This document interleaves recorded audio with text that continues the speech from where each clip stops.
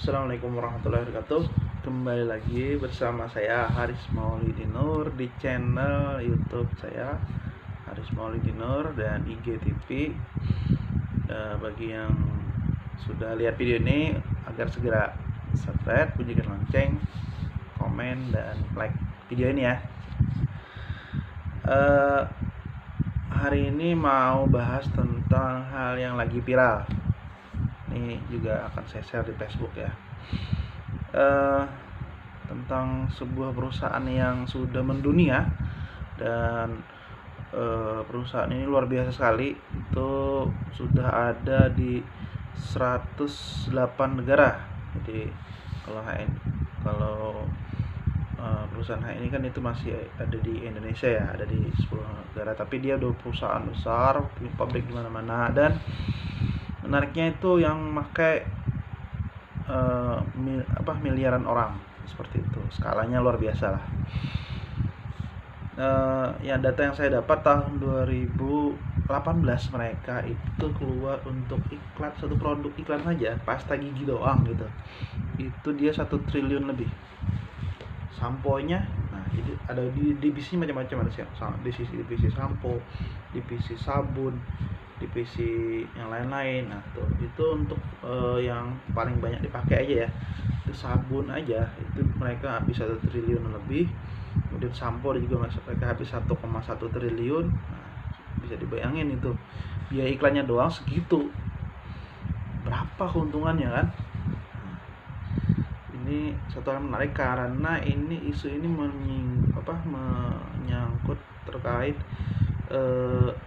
yang semua orang kurang suka gitu loh, kurang suka. Nah,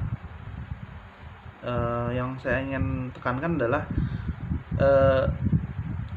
banyak yang ngomong kan seperti ini ya, Facebook ya, kemudian YouTube, kemudian IG itu kan juga mendukung kaum yang tadi kan. Nah, kenapa kita pakai gitu loh? Kenapa kita harus hijrah dari produk yang perusahaannya tadi? Sedangkan kita YouTube dan IG dan Facebook kita masih pakai. Nah, itu juga suatu hal bahasan yang menarik. Saya kemarin ada nonton video dari Buya Yahya, itu bahwa produk-produk seperti Facebook, IG dan YouTube itu kan belum ada yang menyaingi secara platform ya, kan keunggulan, kemudian tingkat kepopulerannya. Maka kita darurat itu untuk tidak bisa, kalau nggak kita tinggalkan di sini, maka siapa lagi yang akan berdakwah di media ini, seperti itu. Beda dengan kalau misalnya kita pakai platform-platform lain yang belum terkenal ya, kita siapa yang dengerin di situ. Nah, seperti itu. Kemudian terkait tentang produk tadi, yang produk-produk harian tadi kayak pasta gigi dan sabun, itu kan ada gantinya. Nah, dan orang Islam juga bisa produksi. Sedangkan IG dan Facebook dan YouTube itu umat Islam belum bisa membuat yang lebih hebat daripada mereka. Belum ya. Insya Allah akan. Nah, kalau ada nanti kita wajib maka pindah ke sana. Jadi hukumnya itu darurat. Kalau yang yang pasta gigi, sabun, kemudian sabun cuci, sampo, itu kan belum ada yang sudah ada bikin umat Islam. Maka itu wajib untuk hijrah. Bagi yang selama ini kan enjoy aja kan, biasa aja, dibilangin itu nyumbang ke yang kurang bagus, diam-diam aja, enjoy aja, ya santai doang gitu loh. Tapi ketika terjadi hal-hal viral yang seperti ini, itu ternyata mulai terjadi kegelisahan, pengen kemana nih gitu loh, pengen ganti produk apa nih ya.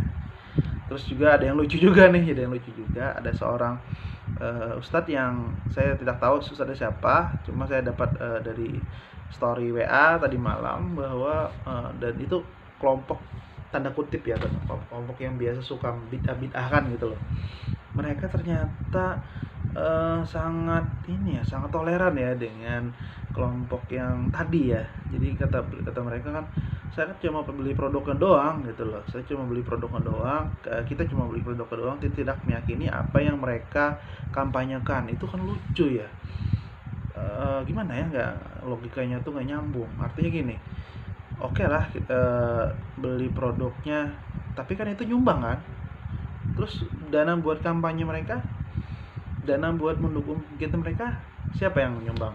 Coba kalau kita nggak beli, terus mereka apakah masih bisa eksis? Nah, duitnya kan habis. Seperti itu. Mereka lucu sekali ya, kelompok tersebut. Kenapa mereka dengan orang-orang Islam itu ganas sekali, bid'ah gitu kan, bid'ah sesat, bahkan ada sampai kata-kata yang kebun binatang lah, yang kelompok 212 seperti itu. Nah itu, tapi dengan hal-hal seperti ini mereka toleran sekali. Itu saya juga agak habis pikir gitu loh. Nah, saya tegur tadi yang bikin status itu kan kalau misalnya ada produk sejenis itu kan darurat kan. Tapi kalau misalnya produknya sejenis ada yang muslim bikin dan harganya lebih sama aja, bahkan lebih bagus khasiatnya, maka itu sudah wajib lah untuk pindah, kita hijrah. Saya akan ingin menawarkan suatu solusi untuk kita bisa, bagi yang udah gelisah nih, kalau udah gelisah pengen banget hijrah produk, kemana sih hijrah produknya, produk apa sih yang harus dipakai, maka saya akan mengasih solusi yang insya Allah nih akan menjadi kebaikan buat kita bersama. Karena produk sini yang bikin itu orang Islam. Kenapa sih kita harus memakai produk buatan orang Islam? Karena kita meyakini bahwa kalau misalnya kita beli mie ayam nih, mie ayam itu tulisannya ada halal 100%, tapi bukan halal MUI ya, halal 100% gitu loh. Kemudian yang jualan ini orangnya pakai kalung yang itu, yang salib gitu. Nah, apa kita masih bisa makan? Ya mungkin ada yang bisa makan, tapi lebih banyak yang tidak bisa makan. Makan pun juga ragu-ragu apakah hanya halal atau tidak, walaupun sudah dia bilang ini halal, tapi kita ragu-ragu jadinya kan. Nah seperti itu tuh bayangannya. Kenapa kita harus memakai produk muslim? Karena kalaunya muslim itu ada suatu keyakinan atau membentuk suatu, kita nih yakin bahwa insya Allah nih kalau muslim insya Allah tidak akan menjerumuskan muslim yang lainnya. Walaupun memang ada beberapa oknum yang memang berjualan itu daging celeng, daging babi dicampur. Bahkan dia ada yang doang daging babi doang dijual murah banget di Bandung. Menurut saya miris sekali. Bahkan saat kejadian sudah 1 tahun kita jualan, kemudian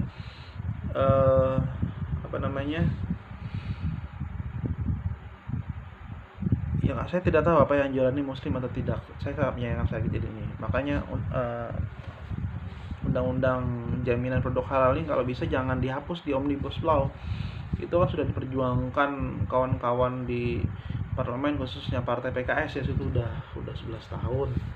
Kemudian implementasinya sudah berjalan sejak 2015 kan, itu udah 4 tahun kan harusnya. Nah, jangan dibikin lagi undang-undang Omnibus Law untuk menghapus undang-undang jaminan produk halal ini. Dan ini sangat krusial sebetulnya. Saya sangat concern dengan isu ini gitu. Karena saya udah 10 tahun itu untuk mendakwahkan, mensyiarkan tentang bagaimana umat Islam itu harus hijrah produk, hijrah. Nah, hijrahnya bagaimana? Nih ada produk-produk yang seperti ini sabun madu nih, udah saya dulu pertama pakai sabun madu. Ini harganya murah banget. Jadi sabun ini bisa sampai setengah bulan nih, dipotong-potong. Itu buat keluarga. Ini buat enak banget sabun madu. Nah, ini sabun madu juga. Kemudian ada sabun kolagen. Nah, ini paling laris.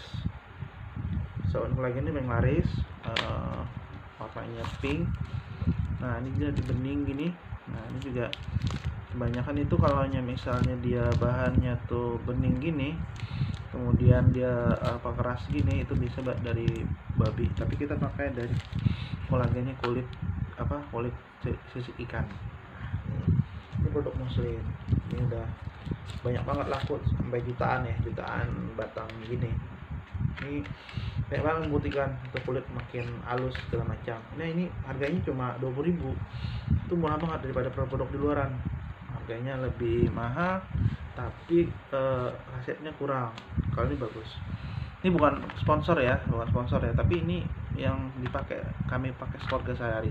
Dan juga ada pasta gigi anak nih. Nah, ini pasta gigi anak, ini buatan muslim juga, karena jarang-jarang ada muslim itu punya produk yang punya pabrik ya, skala pabrik, jarang sekali. Seringkali kan dihambat ya, karena kita tahu kan dia Stockholm Royce itu adalah konsultannya Belanda. Beliau sengaja ke Mekah untuk mempelajari kelemahan kaum muslimin di Aceh, kenapa mereka bisa menang terus menerus di perang Aceh, apa rahasianya. Makanya akhirnya kan dapat kesimpulan bahwa ulama itu digencet gitu, kemudian bangsawan dimanjakan, dipisah antara keduanya. Kemudian kalimat yang terkenal itu adalah muslim beribadah difasilitasi oleh Belanda, muslim yang berniaga itu diawasi artinya dipersempit pergerakannya, dan muslim yang berpolitik itu di bumi hanguskan. Ini konsultan udah lama sebetulnya. Itu itulah daripada konsentrasi kita di bidang agama, kemudian ekonomi dan politik, seperti itu. Itu 3 hal yang tidak bisa dipisahkan dari Islam. Kemudian yang ini tadi saya ceritakan, yang triliun tadi, perusahaan tadi, ini kita ganti pasta giginya, pasta gigi siwak ini ada nih, harganya cuma 17.000 doang. Kalau yang perusahaan yang tadi kan dia ada yang harga 12 ribuan, tapi kalau yang herbalnya tuh mereka 20 ribuan. Tapi ini 17.000 aja, bahkan ada poinnya juga. Nah, poin ini menarik, nanti akan saya bahas lagi. Tapi yang dulu akan saya tekankan itu tentang hijrah produk dulu ya. Ini tentang pasta gigi, sabun, kemudian pasta gigi anak, kemudian juga sabun cuci. Nah, sabun cuci seperti ini, cuci hijrah produk kita ya. Nah, ini juga murah banget. Jadi buat satu saset ini cuma 2.000, bisa 3 kali nyuci, bahkan tanpa busa. Itu bisa kita kocek dan lain sebagainya, itu langsung bilas seperti itu. Kemudian juga ada sampo. Nah, samponya enak banget, saya udah pakai habis 2 botol nih. Produk baru 3 botol kalau nggak salah, udah habis banyak. Ini produk baru juga enak banget samponya nih, dan ini murah banget seperti itu, cuma 30.000 aja.